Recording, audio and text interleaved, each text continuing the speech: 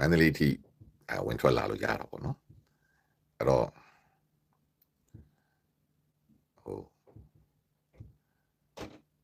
ပြင်းလင်းဆုံးပြောရင်ဒါဒီမန္တလေးအနေထားဒီကိုကလုံနိုင်ကန်နိုင်ပုံများတာပေါ့နော်လှုပ်ချင်ကိုင်ချင်လို့ကောင်းတယ်ပနေရပေါ့လက်တကမှာကိုရဲ့ဒီဒေါ်လာရေးလက်နဲ့ကိုင်နေရှိတယ်လေရန်ကုန်လည်းတဖြည်းဖြည်းနဲ့အဲ့လိုအနေထားမျိုးကိုဒီပဲခူးရိုးမှာတစ်ဆင့်ချင်းကန်နေတဲ့သဘောရှိပါတယ်အဓိကကတော့ဒီပဲခူးရိုးမှာအနောက်ချမ်းဘက်မှာဒီကျွန်တော်တို့ရဲ့ဒီဒေါ်လာရေးနဲ့ဒေါ်လာရေးလက်နဲ့ကိုင်နေစီချနေရာယူလာနိုင်ပြီစစ်တောင်းမြုံဝမ်းနေဒီဒေတာတွေမှာအဲ့တော့ထိုးပေါက်ဝင်ရောက်မှုတွေကတော့အများကြီးရှိနေတဲ့သဘောရှိပါတယ်နော်အဲ့တော့ဟိုဘက်ကတော့သူတို့လှုပ်ချင်တဲ့အတိုင်းအတင်းကျပ်ရွေးကောက်ပွဲကိုလုပ်ပြီးတော့နိုင်ဒီနိုင်ငံတကာမှာရှိတဲ့သူတို့တိုင်ရုံးတွေမှာတော့မဲပေးဖို့စနေပြီပေါ့ကြိုတင်မဲပေါ့ဗျာနော်အဲ့တော့သူတို့ကလုပ်မယ်ဆိုတာကြီးပဲဒီဘက်ကဟိုဘက်ကပေါ့သူတို့အဲ့လိုလုပ်လို့နိုင်ငံတကာကပိုအာယုံဆိုင်လာတယ်ဒီကမ္ဘာပေါ်မှာအာယုံဆိုင်မှုနည်းသွားတဲ့ဒီနိုင်ငံတကာအစိုးရတွေပြန်ပြီးတော့လှုပ်နိုးလာတာပေါ့နော်ပြန်ပြီးနိုးကြားလာတယ်အဲ့တော့သူတို့မှာတာဝန်တရက်အနေနဲ့ဒီဆီယနာရှင်တွေပြုလုပ်မယ်ရွေးကောက်ပွဲဟာရှမ်း election အတူရောင်ရွေးကောက်ပွဲအလိငါတယောက်ပဲလုံးဝအတိမမပြုဘူးဆိုပြီးတော့ဒေါ်ဆန်းစုကြည်ကိုလှုပ်ပေးဖို့ပြန်လဲပြောဆိုတဲ့အထိပြန်ပြီးနိုးကြားလာတယ်ပေါ့တပြန်တဲ့ထဲမှာအမေရိကန်အောက်လွှတ်တော်မှာလည်းသူတို့ဥပဒေကိုအတည်ပြုပြီးတော့ဒီရှမ်းဒီ scan center လို့ခေါ်တဲ့ကြားဖြတ်လုပ်ငန်းကိုနှိမ်နှင်းပြီးတော့သူရဲ့ဂိုင်းချုပ်တွေကိုရေးယူမယ်ဆိုတဲ့ပြဋ္ဌာန်းမှုတွေနဲ့တိုက်တော်မှုတွေပို့ပြီးတော့စူညံဖြစ်လာတာပေါ့အဲ့တော့ဒါတော့ဘယ်သူပြုံမမိမှုပဲလေနော်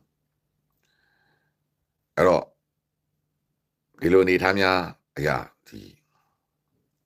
ရွေးကောက်ပွဲတွေပြုလုပ်ခြင်းဟာဘယ်လိုပဲဖြစ်အခုအနေထားမှာတော့ဒါမုတ်ကုတ်အနေထားလို့ပေါ့နော်သူတို့မြို့ထဲမှာအေးစစ်စစ်နေပြဿနာမရှိဘူးသူတို့မြို့ပြင်ထွက်လာတာနဲ့ဒီဘက်ကတိုက်ပါပဲအဲ့တော့အခြေအနေက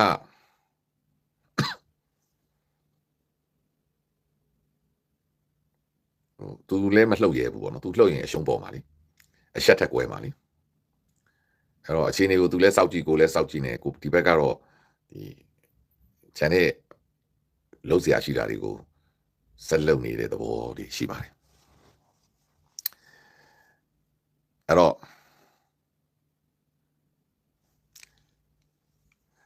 အဲ့လိုအနေအထားများဖြစ်တဲ့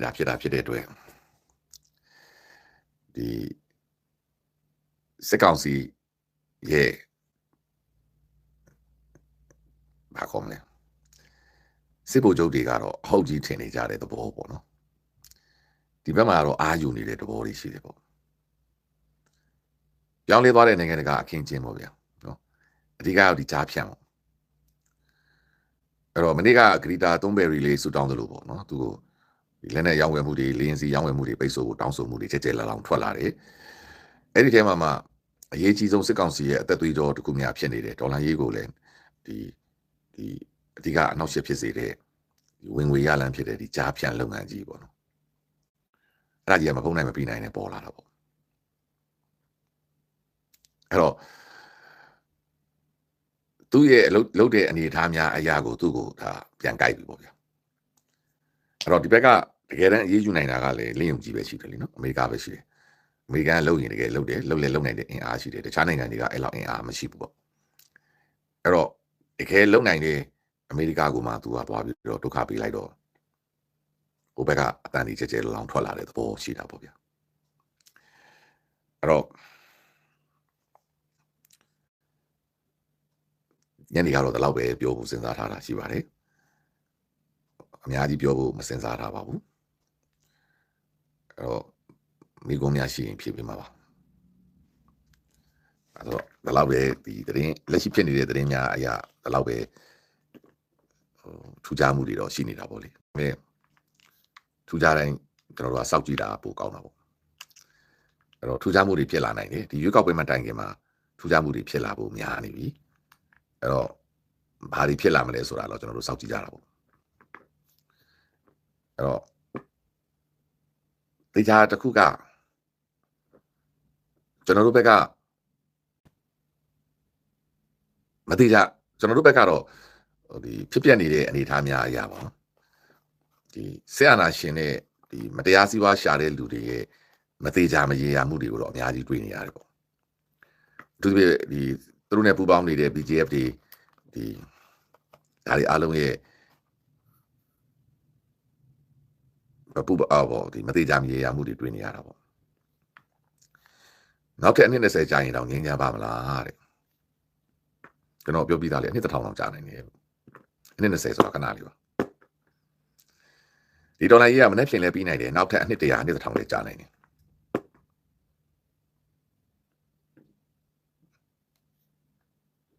ကမ္ဘာပေါ်မှာဒီလို face state ဖြစ်သွားတဲ့နိုင်ငံတွေလွယ်လွယ်ကူကူနဲ့ပြီးသွားတာတွေ့ဘူးလားအဲ့ဒါအာနာသိမ့်လိုက်တဲ့မင်းအောင်လှိုင်တို့အုပ်စုရဲ့ဗိုလ်ချုပ်တွေရဲ့လောဘနဲ့အမှားပဲဒီနိုင်ငံမှာကိုတူးတဲ့တစ်ဖက်တည်းနေတာမဟုတ်ဘူးနိုင်ငံမှာဘယ်နှစ်ဘက်ရှိတယ်အဲ့တော့မြတ်မြတ်တတမဟုတ်ရင်တော့တစ်ဖက်ဆုံးကြီးအရင်မဖြစ်ဖို့လိုအပ်တယ်အချိန်ခါနဲ့မကိုက်ညီတဲ့အာဏာသိမ်းမှုနဲ့အခုလိုရဲဆက်ဆက် NLD ပါတီကိုဖျက်သိမ်းဖို့နဲ့တရုတ်အကျိုးစီးပွားနဲ့လုပ်ငန်းကိုလုပ်ပလိုက်တဲ့အခါမှာနောက်တစ်ဖက်ကအခုလိုပြန်လဲတော်လှန်တာဖြစ်တဲ့အတွက်အင်အားလေးရှိလာပြီဖြစ်တဲ့အတွက်ဒါတွေကိုကြည့်ခြင်းအပြင်ကမ္ဘာကလက်ခံတဲ့နိုင်ငံကနေပြီးတော့ကမ္ဘာမှာလက်မခံတဲ့ဒီနိုင်ငံစိုးအဖြစ်ပြောင်းလဲလာပါပြီအဲ့တော့ကမ္ဘာမှာလက်နက်ကိုင်ပဋိပက္ခအကြီးကျယ်ဖြစ်ပြီး face စိတ်နေပါကိုရောက်သွားတဲ့နိုင်ငံတိုင်းဟာနိုင်ငံကြီးတွေရဲ့ဝင်ရောက်ဆွဲဖက်မှုနဲ့ပဲအဲ့ဒီပဋိပက္ခတွေပြီးဆုံးလေးရှိတဲ့တမိုင်းအထောက်အထားတွေဒီ21ရာစုမှာကိုတွေ့ထားရပါတယ်အထူးသဖြင့်ဆီးရီးယားကိစ္စပေါ့အာဖဂန်ကိစ္စပေါ့အဲ့တော့မြန်မာနိုင်ငံဒီထားကလည်းဒီနိုင်ငံကြီးတွေဝင်ရောက်ဆွဲဖက်ဖို့ဝင်ရောက်ဆွဲဖက်နေပြီတရုတ်နိုင်ငံကြီးကဝင်ရောက်ဆွဲဖက်နေတာလူတိုင်းသိတယ်လေအဲ့တော့နောက်နိုင်ငံကြီးကဝင်လာဆိုတာတော့မပြောတတ်ဘူးအခုဒီအမေရိကန်နိုင်ငံမှာဒီရက်ပိုင်းမှာပြောနေတဲ့နိုင်ငံကြီးအပြောင်းလဲများအရာဒီကြားဖြတ်လုပ်ငန်းကြောင့်အမေရိကန်နိုင်ငံကဝင်လာဖို့နောက်မှလည်းဆွတ်ဖက်ဖို့ဒါဆိုနေပြီအဲ့ဒါကဘယ်သူပြုမိမှုပဲအာနာသိမ့်ပြီးတော့သူတို့ဒေါ်လာပုံကန်နဲ့ကျွန်တော်တို့ဒေါ်လာသမားတွေကပြန်လဲအင်အားကောင်းပြီးတော့ပြန်ပြီးတော့ခုခံလာတဲ့အခါမှာတရုတ်ကိုအားကိုးတယ်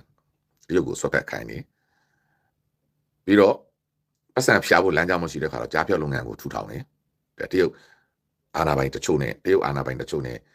တရုတ်ရဲ့ဒီလူဆိုးများနဲ့ပေါင်းပြီး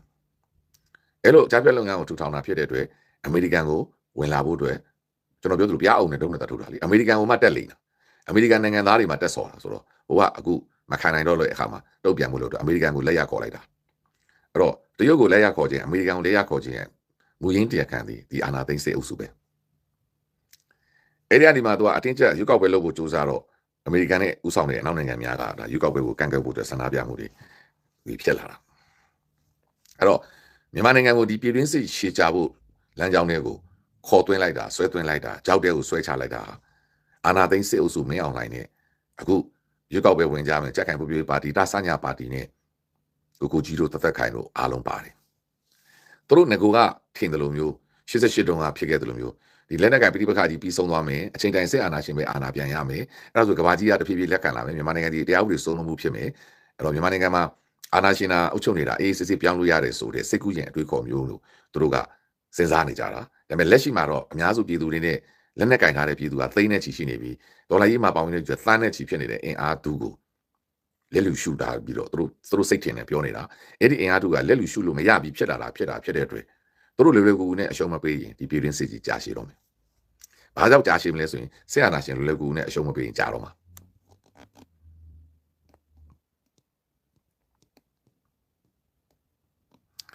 အဲ့တော့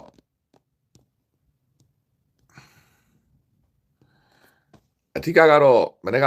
ကျွန်တော်ပြောသလိုပေါ့နော်တက်တေကန်ဖျောက်ထားတဲ့ဆိုင်သူတို့မှတခြားငွေကြေးဒီအပြောင်းလဲကအမေရိကန်မှာပါပဲနဲ့ကမ္ဘာနိုင်ငံတွေကဘဏ်တွေမှာပါပဲနဲ့ဒီ cryptocurrency market ကနေတစ်စီသူတို့ပတ်စံဘယ်လိုမှမရနိုင်ဘူးလေအဲ့တော့အဲ့ဒါအားလုံးကိုအမေရိကန်ကအဲ့ဒီကနေလိုက်မှာအဲ့ဒါကိုစောင့်ကြည့်ပြီးအဲ့ဒီငွေကြေးအပြောင်းလဲကနေသူတို့ကခြေရခံပါပဲပြေးလို့မလုပ်ပါဘူးတကယ်လုပ်ချင်ရင်ပြောတာပါ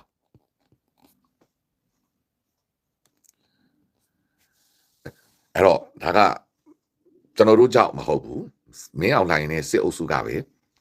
တရုတ်နဲ့ရုရှားကိုခေါ်သွင်းလာတယ်ကြားဖြန့်လုပ်ငန်းလုပ်ပြီးတော့အမေရိကန်ကိုလာပါဆိုပြီးလက်ရခေါ်လိုက်တယ်ဘာကြောင့်အမေရိကန်ကိုတက်လိုက်လို့အဲ့တော့အမေရိကန်ကိုတက်ပြီးစော်ကားလိုက်လို့အမေရိကန်နိုင်ငံကိုတက်ပြီးတော့ဒုက္ခပေးလိုက်တော့အခုအမေရိကန်ကလက်ရခေါ်လိုက်တယ်အဲ့တော့တစ်ဖက်မှာလည်းကျွန်တော်တို့တော်လိုင်းအင်အားစုကအင်အားကများနေတယ်တနိုင်ငံလုံးမှာလည်းဖြန့်ကျက်ထားတယ်ပြီးတော့တော်လိုင်းဘက်မှာရောက်နေတဲ့နော်ဒီဆက်အာဏာရှင်လက်လွတ်လိုက်ရတဲ့မြို့ပေါင်း90ကိုလည်းတမျိုးနဲ့ပြန်မသိနိုင်သေးဘူး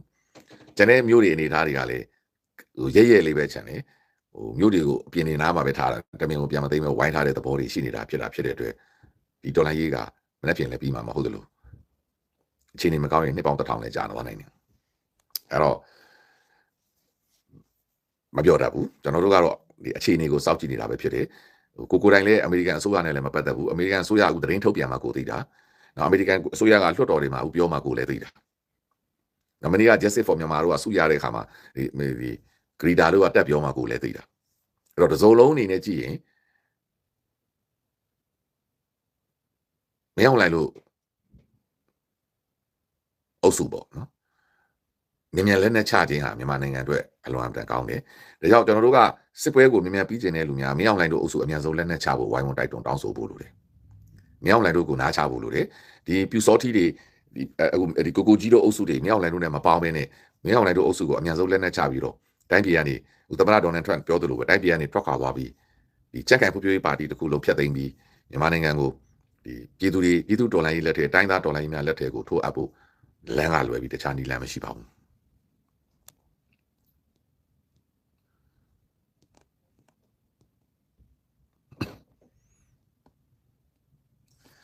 အဲ့တော့အဓိကကတော့တက်တဲ့အထောက်ထားအစ်စ်တွေပေါ့နော် physically ရပြီးတော့ပို့ပြီးတော့ခိုင်မာသွားတဲ့အချက်ကိုအဲ့တော့ဒီခိုင်မာသွားတဲ့အချက်ကို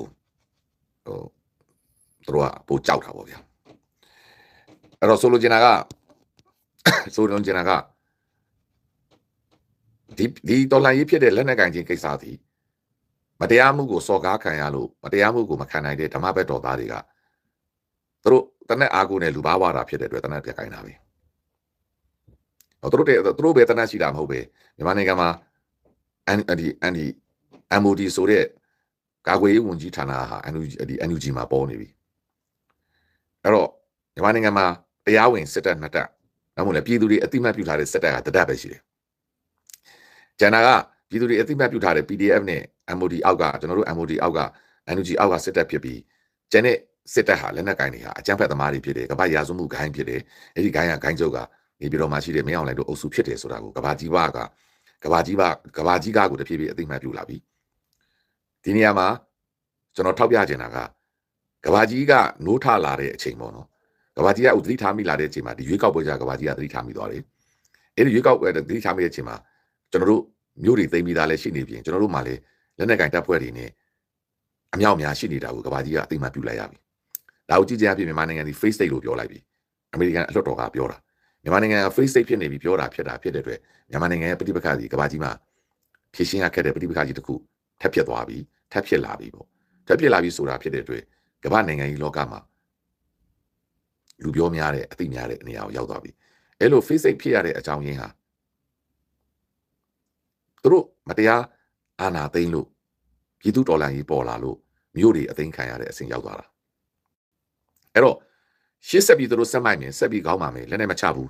ဆက်ပြီးអော်နေမယ်ဆိုရင် face ကပို့ပြီးတော့နည်းနည်းချက်ချင်းဖြစ်လာမယ်အဲ့လေနည်းနည်းချက်ချင်းဖြစ်လာလေကဘာကြီးကပို့ပြီးအာယုံဆိုင်လေပို့ပွင့်ပါလာလေဖြစ်လာလိမ့်မယ်မင်းအောင်လိုက်လို့လက်နဲ့မချလက်မဲ့ချတာကိုကြာလေမင်းအောင်လိုက်လို့ခေါင်းပါလေမင်းအောင်လိုက်လို့အုပ်စုကအာနာကိုစွန့်လို့ဖို့ခေါင်းပါလေကဘာကြီးကပို့ပြီးအာယုံဆိုင်လာလေဖြစ်တော့မယ်ဘာကြောင့်လဲသူတို့လက်နဲ့မချဘဲနဲ့သူတို့စစ်တပ်ကိုမဖြတ်သိမ်းဘဲနဲ့သူတို့ကြက်ခိုင်ရေးဖွံ့ဖြိုးရေးပါတီကမဖြတ်သိမ်းဘဲနဲ့ဆက်လက်ပြီးခေါင်းမာနေတဲ့ရွေးကာလပတ်လုံး ဒီဘက်ကတော်လန်ပြည်သူများကလည်းနောက်ဆုံးမှာမဟုတ်ဘူးအပိတိုင်ချိန်မုံရေးနဲ့အင်အားကြီးထွားရေးကိုပဲဆက်သွားမှာဖြစ်တဲ့အတွက်ပို့ပြီးတော့ face တွေဖြစ်လာမယ်သူတို့မျိုးတွေပို့ဆုံးရှုံးလာမယ်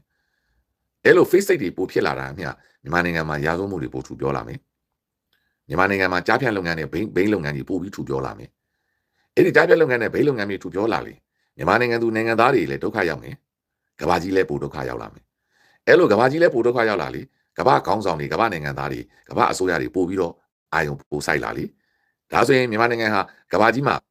ခြေမမကောင်းခြေမလက်မမကောင်းလက်မမြန်မာနိုင်ငံအပြဿနာကိုဒီတိုင်းငါတို့ကတော့ထားလို့မရတော့ဘူးပြစ်ထားလို့မရတော့ဘူးငါတို့တခုခုလုံးမဖြစ်တော့မယ်ဆိုပြီးတော့စဉ်းစားပုံတွေကမ္ဘာခေါင်းဆောင်တွေစဉ်းစားလာမယ်အဲ့ဒါကຫນွေဦးတော်လိုင်းရေးကိုကူညီခြင်းလို့မဟုတ်ပဲကျွန်တော်တို့ Federal Democracy စောက်ပြီးကိုကိုလိုနီလို့မဟုတ်ပဲမြန်မာနိုင်ငံက face စိတ်ပို့ပြီးဖြစ်လာတာဖြစ်တဲ့အတွက်မြန်မာနိုင်ငံကနေစတင်ပေါ်ပေါက်လာတဲ့ကမ္ဘာကြီးတစ်ခုလုံးကိုချင်းချောက်လာတဲ့ငွေစေဝါတွေကြားဖြတ်လုပ်ငန်းတွေကိုနှိမ်နှင်းဖို့အတွက်ဖြစ်လာမယ်အဲ့လိုနှိမ်နှင်းဖို့အတွက်ဖြစ်လာတဲ့အခါမှာကမ္ဘာခေါင်းဆောင်တွေနဲ့ policy ဆွဲတဲ့လူကစဉ်းစားတာကအဲ့ဒီအားကိုနှိမ်နှင်းဖို့အကောင်းဆုံးနည်းသည်အဲ့ဒီလုပ်ငန်းကိုဥဆောင်ပြီးလုပ်ထားတဲ့တည်ငြိမ်နေတဲ့မြန်မာနိုင်ငံတည်ငြိမ်နေတဲ့အစိုးရနဲ့အသွင်ကူးပြောင်းရေးကာလနဲ့တတိဖြစ်ဖို့နိုင်ငံအဖြစ်ကိုပြောင်းလဲနေတဲ့မြန်မာနိုင်ငံကိုအာဏာတက်သိမ်းလိုက်တဲ့မင်းအောင်လှိုင်တို့အုပ်စုနဲ့အဲ့ဒီမင်းအောင်လှိုင်တို့အုပ်စုနဲ့အဲ့ဒီကြံ့ဖို့ပါတီတွေကိုကိုကြီးတို့ပါတီတွေအုပ်ချုပ်တဲ့ကာလမှာပို့ပြီးတော့ဒီအခြေအနေဆိုးနေတာဖြစ်တယ်အဲ့ဒါကိုဒီစစ်တပ်ကိုခေါင်းဆောင်တွေကိုဝင်ရောက်ဖယ်ရှားလိုက်မှသာလေနောက်တက်လာမယ့်နောက်တို့တင်ကျင်တဲ့အစိုးရပေါ့နောက်တက်လာမယ့် NUG နဲ့တိုင်းသားလက်နက်ကိုင်တွေကဒီကိစ္စကိုမလုပ်တော့ဘူးသူတို့စကားကိုနားထောင်မယ်ဆိုတဲ့အနေအထားများကိုစဉ်းစားပုံတွေပေါ်လာနိုင်တယ်အဲ့ဒီအချိန်မှာကျွန်တော်တို့ကကြားထဲကနေထိပေါက်သွားပြီးကျွန်တော်တို့နေဦးဒေါ်လာရေးကိုကူညီပေးခြင်းလားမဟုတ်ပေမဲ့လေမကူညီတာတကိုင်းတစ်ပိုင်းမင်းအောင်လှိုင်တို့အုပ်စုကိုဘာတော့အခုအမေရိကန်လွှတ်တော်မှာပြောဆိုတဲ့အတိုင်းတချို့အဲ့ဒီမင်းမဲ့စရိုက်ဖြစ်နေတဲ့နိုင်ငံတွေရဲ့အစိုးရတွေကရေအားပေးကူညီမှုနဲ့ဒီကြားဖြတ်လုပ်ငန်းက3နှစ်အတွင်းတလောက်ကြီးမားလာတာနော်ဘိန်းလုပ်ငန်းတော့မမကြီးမှာကြီးတော့3နှစ်အတွင်းလည်းဘိန်းကလည်းအများဖြစ်လာဒီလူတွေကိုနောက်တဲ့10နှစ်တောင်ထပ်ပြီးတော့အုပ်ချုပ်ခွင့်ပေးထားလိုက်ရင်ကဘာကြီးတွေမတွေးဝန်းစေရပဲဆိုတဲ့စဉ်းစားပုံတွေပေါ်လာလိုက်လိမ့်မယ်အဲ့ဒီပေါ်လာလိုက်ရင်မြန်မာနိုင်ငံဟာကမ္ဘာလူသားတွေတွေထိန်းအန်ရရှိတဲ့နိုင်ငံမြန်မာပြည်ဟာကမ္ဘာလူသားတွေတွေအန်ရရှိတဲ့နိုင်ငံဆိုပြီးတော့ကမ္ဘာနိုင်ငံများအားလုံးကမြန်မာနိုင်ငံသားတွေကိုဗီဇာပိတ်ခြင်းမြန်မာနိုင်ငံသားတွေကိုအခြေချနေခွင့်အလိုပိတ်ပင်ခြင်းများလုပ်လာလိမ့်မယ်အခုအမေရိကန်ကစလုပ်နေပြီပြောချင်တာကမြန်မာနိုင်ငံကအန်ရဇိုးရှိသောနိုင်ငံဖြစ်မြင်လာလိမ့်မယ်အဲ့လိုမြင်လာလေမြန်မာနိုင်ငံရဲ့ပဋိပက္ခကိုဖြေရှင်းဖို့အတွက်ဒီမြန်မာနိုင်ငံမှာမတရားလူဘာဝနေတဲ့ဒီကနတော့ကကဘာကြီးကိုချင်းချောက်နေတဲ့ဒီကြားဖြတ်လုပ်ငန်းမွေးစေဝါလုပ်ငန်းနဲ့တခြားလူမောင်ကိုကူးခြင်းကဘာရာဇဝလုပ်ငန်းအားလုံးကိုခွင့်ပြုထားတဲ့အာဏာသိမ်းတဲ့ဒီစစ်ရာဇဝမှုကျူးလွန်ထားတဲ့ဒီအကြမ်းဖက်အုပ်စုအကြမ်းဖက်စစ်တပ်မင်းအောင်လှိုင်တို့အုပ်စုကိုဖယ်ရှားမှရမယ်ဆိုတဲ့ကဘာဆုံးဖြတ်ချက်ကြီး automatic ကျလာလိမ့်မယ်အဲ့ဒီအချိန်ကြာရင်တော့ကျွန်တော်တို့ဘက်ကစင်ပေါ်ရောက်လို့ထင်ပေါ်လို့စင်ပေါ်ကတော်ကောက်တယ်လို့နိုင်ပြီပေါ့ face စိတ်ဖြစ်သွားပြီဆိုရင်အဲ့ဒီ face စိတ်ဖြစ်တဲ့နိုင်ငံမှာကမ္ဘာနိုင်ငံကြီးတွေကဝင်ရောက်ဆွတ်ဖက်မှုနဲ့ပဲပိပခါကြီးတင်တော့ပြောချင်တာကမြန်မာနိုင်ငံဟာတာမန်ပြည်ရင်းစစ်ကိစ္စတာမန်နိုင်ငံရေးအငင်းပွားမှုတွေမဟုတ်ပဲကမ္ဘာကြီးကိုပါချင်းချောက်တယ်မူရစေဝါနဲ့ဒီအခုခစ်စားနေတဲ့ကြားဖြန့်ဒင်းလေခိုင်းကြီးကဘာကြီးတွေအနာဖြစ်နေပြီကဘာကြီးတွေအန္တရာယ်ဖြစ်နေပြီကဘာသူကဘာသားများအဲ့ဒီမင်းအောင်လိုက်တော့အုပ်စုရှိနေသေးမငြင်းချမ်းတော့ဘူးဆိုတာကိုကဘာကြီးခေါင်းဆောင်တွေကလက်ခံလာလိမ့်မယ်အခုပဲကြည့်အမေရိကန်နိုင်ငံသူနိုင်ငံသားများမငြင်းချမ်းတော့ဘူးစက္ကန့်တိုင်းမှာအမေရိကန်နိုင်ငံသားတယောက်ကိုအဲ့ဒီကြားဖြန့်အုပ်စုမင်းအောင်လိုက်တို့ထောင်တဲ့ကြားဖြန့်အုပ်စုကလိမ့်နေတာစက္ကန့်တိုင်းမှာကဘာကြီးကဘာသူကဘာသားတယောက်မျက်ရည်ကျနေရတယ်ဘွားတွေပြက်နေတယ်တချို့ဆိုရင်ပဲသက်သေတာတွေတော့ဖြစ်လာလိမ့်မယ်ဘာလို့ပတ်စံနေလိန်ခံရတာအဲ့ဒါအားလုံးလက်သေးတရားခံသူလေအာနာသိမ့်နဲ့မင်းအောင်လိုက်တို့အုပ်စုပဲအဲ့တော့ဒီလူတွေရှိနေဒီလူတွေဒီမြန်မာနိုင်ငံမှာရှိတဲ့ဒီဒေါ်ဆန်းစုကြည်နဲ့အတိုက်ခံတွေကိုပါဒုက္ခပေးနေတာပေါ့ကမ္ဘာလုံးကိုဒုက္ခပေးနေတဲ့ကမ္ဘာရာဇဝကောင်ကြီးအဖြစ်ကိုသူတို့ရွေးချယ်သွားတာဖြစ်တဲ့အတွက်အဲ့ဒီအနေထားအရမင်းအောင်လှိုင်တို့အုပ်စုဒီအမြန်ဆုံးဖယ်ရှားပေးတာအကောင်းဆုံးပဲအဲ့ဒါမှသူတို့ရှုပ်ခဲ့တဲ့အရှုပ်ထုတ်ကိုကျွန်တော်တို့အမျိုးသားညီညွတ်ရေးအစိုးရနဲ့တိုင်းသားခေါင်းဆောင်များကဖြည့်ရှင်းပေးလို့ရမှာအမြန်ဆုံးကမ္ဘာပြနေပြီးတော့မြန်မာကိုကယ်တင်လို့ရမှာဥသိက္ခာကြနေတဲ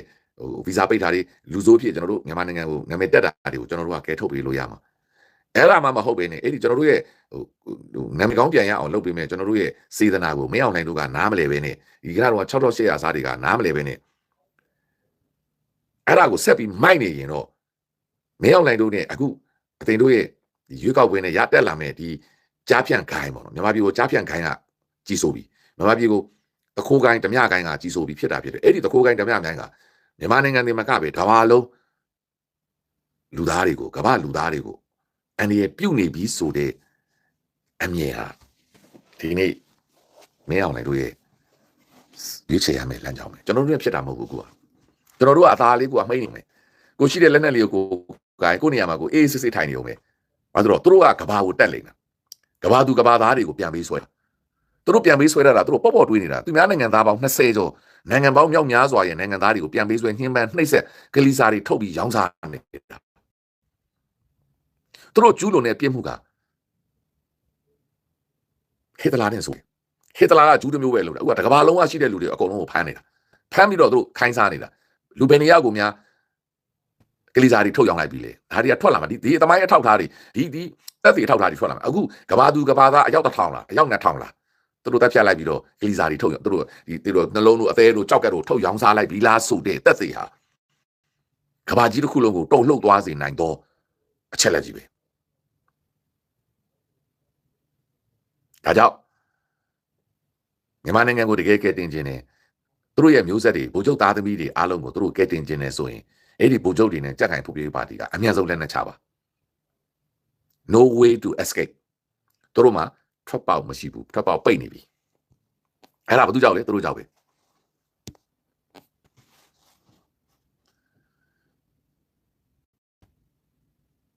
ပြောချင်တာကဘာကြီးကိုတက်လိမ့်တာဗျာသူတို့ကြောက်စက္ကန့်တိုင်းမှာကဘာသူကဘာသားတယောက်မျက်ရည်ကျနေရတယ်အလိန်ခံနေရတယ်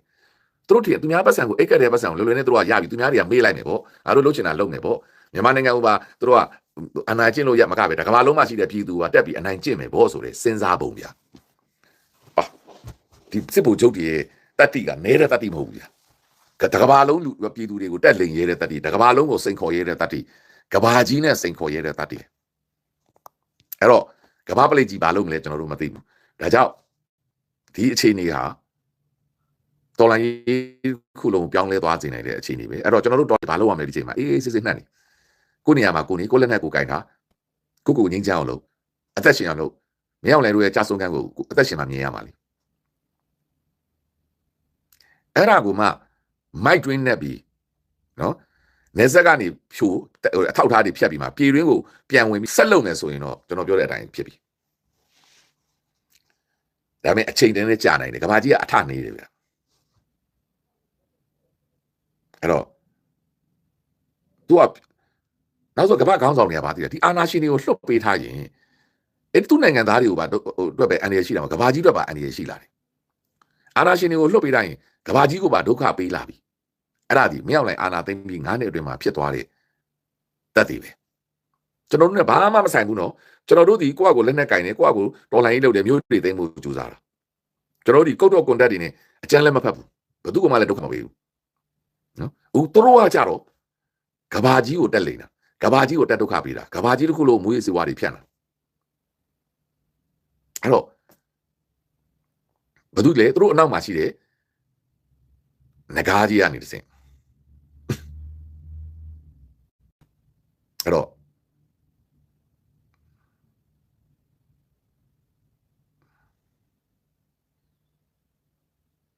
အခုသူတို့ဖမ်းခေါ်တဲ့နိုင်ငံကအစိုးရတွေဘယ်လောက်ခံပြင်းလိမ့်မယ်သူတို့နိုင်ငံသားတွေကိုဘယ်လိုက်ဖမ်းခေါ်နေတာလဲအပွင့်လင်းဆုံးပြောရင်ထိုင်းနိုင်ငံကလုံးဝဒီတူရစ်ဇမ်အတွက်စိတ်မချရသောနိုင်ငံဖြစ်နေပြီအဲ့ဒါကြီးတဖြည်းဖြည်းနဲ့ထင်ပေါ်ကျော်ကြားလာတော့မှာထိုင်းနိုင်ငံရဲ့ဒီတူရစ်ဇမ်လုပ်ငန်းကိုအသုံးချသွားတာထိုင်းနိုင်ငံကနိုင်ငံသားတွေလာလေဧည့်သည်လာတာများအဲ့ဒီဧည့်သည်တွေကိုဒီကြားဖြတ်တွေကိုထိုးထည့်ပေးတဲ့ထိုင်းနိုင်ငံမှာလည်းရှိတယ်လေအဲ့တော့ဆက်ဆက်မှုတွေအများကြီးရှိပါရဲ့ကျွန်တော်တို့ဒါတာမန်တော်လှန်ရေးမဟုတ်တော့ဘူးတာမန်အာဏာသိမ်းတာလည်းမဟုတ်တော့ဘူးကဘာကြီးတစ်ခုလုံးကိုပါသူကသိမ်းဖို့ကြိုးစားနေတာအဲ့တော့ဘယ်သူအားကိုးနေလဲငကားကြီးအားကိုးနေပေါ့တရုတ်အားကိုးနေပေါ့အဲ့ဒါကြောင့်6800ဇာများကိုပြောချင်တာကျွန်တော်တို့နဲ့မဆိုင်ဘူးလူကြီးမင်းတို့ရဲ့ခေါင်းဆောင်တွေကအမေရိကန်မှာတက်လိမ့်တာဗျာအဲ့ဒါပဲကျွန်တော်တို့ပြောနေတာလည်းမဟုတ်ကျွန်တော်တို့ကသတင်းမှာပါသလောက်နည်းနည်းလေးသိတာကျွန်တော်တို့သိတာနည်းနည်းလေးသိတာတကယ်တမ်းကအနောက်ကွယ်မှာအကြီးကြီးဖြစ်နေတဲ့သဘောရှိတယ်အဲ့တော့ပြည်သူများကိုတော့အားရစေချင်တာပေါ့နော်စောင့်ကြည့်ပါဒီချိန်မှာ NUG နဲ့ ကျွန်တော်တို့လက်နက်ကင်များခုနေရာမှာကိုအေးစစ်ထိုင်နေအောင်ပဲဘာဖြစ်လို့လဲဆိုတော့ဒီပွဲကစောက်ကြည့်ရမယ်ပွဲအေးကြားပတ်တဲ့တရင်တွေသိရင်တော့ဖော်ထုတ်ပေးပေါ့ဖမ်းပေးပေါ့စီးပေးပေါ့ရပုံနေဝင်ရိုက်ပေးပေါ့ဥမာရန်ကုန်မှာဘယ်နေရာမှာရှိနေတယ်မန္တလေးမှာဘယ်နေရာမှာရှိနေတယ်နေပြည်တော်မှာဘယ်နေရာမှာရှိနေတယ်ဘယ်ရက်ကွက်ထဲမှာပဲကိုကဘယ်ရက်ကွက်မှာရှိနေတယ်လေဒါမျိုးတွေတော့တရင်ပေးပေါ့ဗျာဟုတ်တာတွေရောမဟုတ်တာတွေရောပေါ့များများဝိုင်းပွားပေါ့ဗျာအဲ့ဒါမှကြားဖြန့်ကြီးကတကဘာလုံးကိုဘယ်လောက်ထိကြားဖြန့်လုပ်သားတွေရှိနေတယ်လဲပေါ့ဥမာစင်းစရာနဲ့ကြားဖြန့်လုပ်ငန်းမြန်မာနိုင်ငံမှာကြားဖြန့်လုပ်သား3သိန်းရှိတယ်အဲ့တဲမှာနိုင်ငံခြားသား1000 2000 5000ကိုပြန်ပေးဆွဲထားတယ်အဲ့ဒါတွေကဘယ်နိုင်ငံသားတွေဖြစ်နိုင်တယ်အဲ့ဒါတွေဒီရက်ပိုင်းမှာများများဖြန့်ရမှာများများဖွားရမှာဒီရက်ပိုင်းမှာဘယ်မျိုးကိုနိုင်ဘယ်မျိုးကိုသိမ်းနိုင်တယ်အဲ့ဒါတွေပြောရမယ့်အချိန်မဟုတ်ဘူးအဲ့တော့ဒီရက်ပိုင်းမှာကိုယ့်ရဲ့အင်ဂျင်နာချင်းတွေမှာကြားဖြန့်ရှိသလားကြားဖြန့်လုပ်သားတွေရှိသလားအဲ့ဒါတွေအားလုံးကိုသတင်းပေးရမှာအဲ့ဒါတင်မီဒီယာတွေကိုသွားရမှာအဲ့ဒါတွေစောင်းပါတွေရေးရမှာပြီးတော့မြန်မာတိုင်းနိုင်ငံလုံးမှာကြားဖြန့်လုပ်သားဘယ်နှသိန်းရှိနေပြီအဲ့ဒီမှာတရုတ်နိုင်ငံသားပဲနိုင်ငံခြားသားဘယ်နှသိန်းရှိနေတယ်ဘယ်လောက်ဖမ်းထားတယ်အဲ့ဒီကနေကဘာကြီးကိုဘယ်လောက်လိန်ထားတယ်အဲ့ဒါကိုဘယ်အာဏာပိုင်တွေကဘယ်လိုလိုင်းကြီးယူရတယ်ဒါမျိုးသတင်းတွေကိုဒီရက်ပိုင်းမှာများတင်ပေးဖို့လိုတယ်ဟုတ်တာတွေရောမဟုတ်တာတွေရောများတာကြီးအဲ့ဒါဒီအချိန်မှာစစ်အာဏာရှင်ကိုအကောင်းဆုံးထိုးနှက်နိုင်ခြင်းစီဆန္ဒပြတာလည်းမဟုတ်ဘူးစစ်တိုက်တာလည်းမဟုတ်ဘူးအဲ့ဒီကြားဖြန့်ကိစ္စကိုများဝိုင်းဖော်ပေးခြင်းများသတင်းထွက်အောင်ပြောပေးခြင်းများဝိုင်းဖွာခြင်းဒီကဘာကြီးတစ်ခုလုံးကိုလှုပ်နိုးလာမှာအခုဒီမင်းအောင်လိုင်ကကဘာကြီးကိုသွားစိန်ခေါ်တာဖြစ်တယ်ကဘာကြီးနဲ့သူနဲ့ထိတ်တိုက်တွေ့မှာအဲ့ဒီကဘာကြီးဒီအနောက်နိုင်ငံမှာဘာလို့လဲသူတို့လိန်တဲ့နိုင်ငံကအနောက်နိုင်ငံတွေပဲလိန်တယ်ဘာလို့အနောက်နိုင်ငံတွေကတထေးနိုင်ငံတွေလीဝင်ငွေကောင်းတဲ့နိုင်ငံတွေလीအဲ့တော့အဲ့ဒီအနောက်နိုင်ငံတွေကိုသူ target ထားပြီးတက်လိန်တာအဲ့တော့အဲ့ဒါကိုကိုကဝိုင်းဖွာပေးရမယ်ဝိုင်းပြီးတော့ citizen journalist ပုံစံနဲ့သတင်းတွေပေးရမယ်ပြောချင်တာကအရောက်သူတို့ကိုမီးလောင်တို့ဓာတ်စီလောင်မီးဝိုင်းရှိုးရမယ်အပေါ်ကနေတခါလေးအပီးငရဲတွင်းတွေကိုတွန်းချရမှာအဲ့တော့ဒီရက်ပိုင်းမှာဒါဒီ CDM တွေအားလုံးနဲ့ဒါတွေများဖော်တဲ့နေများဝိုင်းလုပ်ပေးတဲ့နေအဲ့တော့ကိုတိုက်เสียရမလို့ပဲကိုတနက်ကကြီးတစ်ချက်မှမကုန်ပဲဘာတနက်မှတစ်ချက်မှမဖောက်လိုက်ရပါနဲ့ automatic သူ့ကိုလင်းယုံကြီးကလာတုတ်သွားလိမ့်မယ်သူ့ကိုလင်းယုံကြီးကလာတုတ်ပြီးဆိုတာနေဘာကြောက်လဲသူ့ကိုဒီမှာမြန်မာနိုင်ငံမှာဆက်ထားတာရင်တကဘာလုံးဒုက္ခရောက်တော့မယ်အမေရိကန်ဒုက္ခရောက်တော့မယ်အဲ့တော့အဲ့လိုမျိုးဒုက္ခရောက်တော့မှာဖြစ်တဲ့အတွက်ဒုက္ခရောက်တော့မှာဖြစ်တဲ့အတွက်အခုလင်းယုံကြီးကဗင်နီဇွဲလားကိုတတ်တော့မှာအဲ့လိုမျိုးမတုတ်အောင်ကျွန်တော်တို့ကဝိုင်းမျိုးဒီရက်ပိုင်းမှာဖွာပေးရမယ်ဒါဒီကျွန်တော်တို့သွားမဲ့ mission ပဲဒီရက်ပိုင်းမှာကျွန်တော်တို့ဒီစိတ်သက်စစ်စေးရေးဆိုတာအဲ့ဒါကိုဝိုင်းလို့ရမှာဟိုတော်လိုင်းကြီးမှာမြေပြင်မှာတိုက်တာတို့တို့လည်းနဲ့အဲ့ဒါတွေကခဏထားတာပေါ့အခုကလင်းရုံတုတ်ဖို့အတွက်ကျွန်တော်တို့စီမံကိန်းသူ့ကိုမီးလောင်တို့ဓာတ်စီလောင်ပြီးမီးဝိုင်းရှိုးရမယ်အစင်းကိုဘိတ်တွန်းပြီးတော့ဘိတ်တက်ပြီးတော့တခါဝိုင်းတွန်းချရမှာမြန်ဆင်းအောင်အဲ့တော့ तू ကဒီရွေးကောက်ပွဲကိုအာယုံစိုက်နေတဲ့အချိန်မှာကိုကအဲ့ဒါကိုများဝိုင်းတွန်းပေးရမှာဝိုင်းပြောရမှာဒီရက်ပိုင်းမှာအဲ့ဒီကြားပြန်ကိစ္စကိုများအင်တာဗျူးတွေပြောရမယ်ကြားပြန်ကိစ္စနဲ့ဝေဖန်သုံးသပ်တွေများပြောရမယ်ကိုမျိုးတွေမှာလည်းကြားပြန်နေရှိနေပြီရန်ကုန်ရွှေ့လာပြီးမင်္ဂလာတို့ရွှေ့လာပြီးနော်ဒီရွှေပြည်သားကိုရွှေ့လာပြီးဟုတ်တာတွေရောမဟုတ်တာတွေရောပူပြောတာတွေရောမပြောတာတွေရောများပြောရမယ်သတင်းချက်လက်တွေနဲ့ပြောပေးရမယ်ဝိုင်းပြီးတော့ကျွန်တော်တို့ကအုံနဲ့ကျင်းနဲ့ဝိုင်းဖွာပေးရမယ်အဲ့ဒါဆိုရင်ကျွန်တော်တို့ကပိုအကျိုးရှိတယ်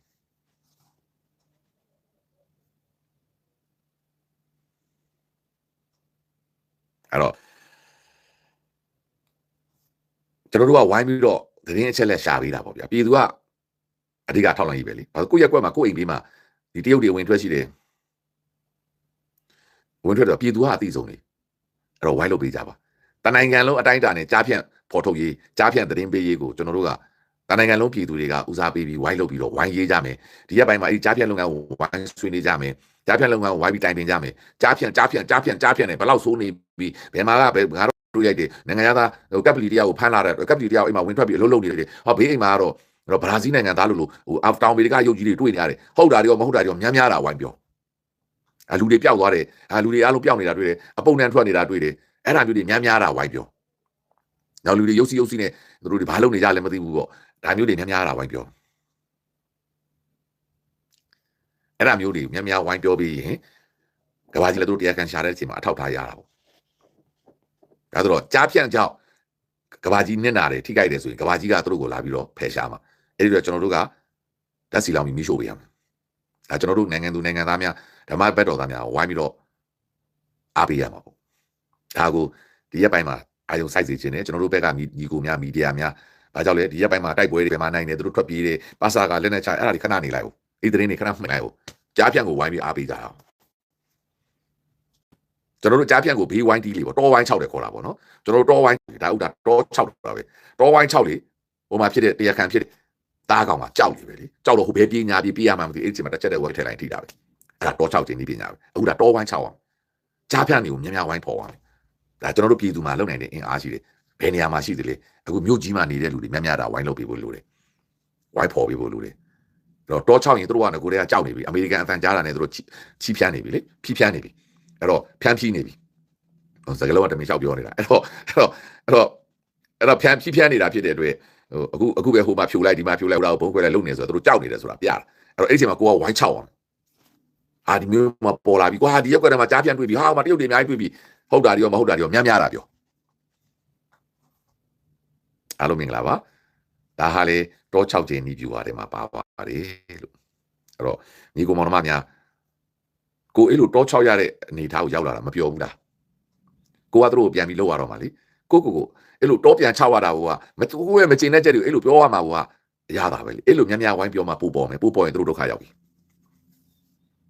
အဲ့တော့တောဝိုင်း6ကြပါလို့အဲ့တောဝိုင်း6တာလည်းဘာမှမဟုတ်ဘူးကိုအိမ်သားမှာအဲ့ဒီကြားဖြန့်နေရှိသလားဂိမ်းနေရှိသလားမသင်္ကာတာရှိအဲ့ဒါတွေများဝိုင်းရေးကြပါလို့အဲ့ဒါဟာဒီရက်ပိုင်းမှာတော်လန်ရေးသတင်းဘာလို့တော်လန်ရေးသတင်းတိုက်ပွဲတွေကြောင့်ကျွန်တော်တို့မနေ့ပြင်တစ်ဘက်ကမနိုင်နိုင်ဘူးနော်တော်လန်ရေးတိုက်ပွဲသတင်းတစ်နှစ်အတွင်းမှာမရောက်နိုင်စစ်တပ်ကိုကျွန်တော်တို့အနိုင်တိုက်ဖို့ဆိုတာမလွယ်ဘူးဒီကြားဖြန့်ကြောင့်လင်းယုံကြီးကပို့ပြီးဒေါသတွေထွက်ပြီးလာတော့မှမြန်ပြီးမှာအဲ့တော့လင်းယုံကြီးမြန်တော့ပြီးမှပြီးတော့တို့ကဝိုင်းပြလေလင်းယုံကြီးကိုကူညီတဲ့အနေနဲ့တို့ကိုဝိုင်းပြီးတော့ဝိုင်းထောက်ပေးရမယ်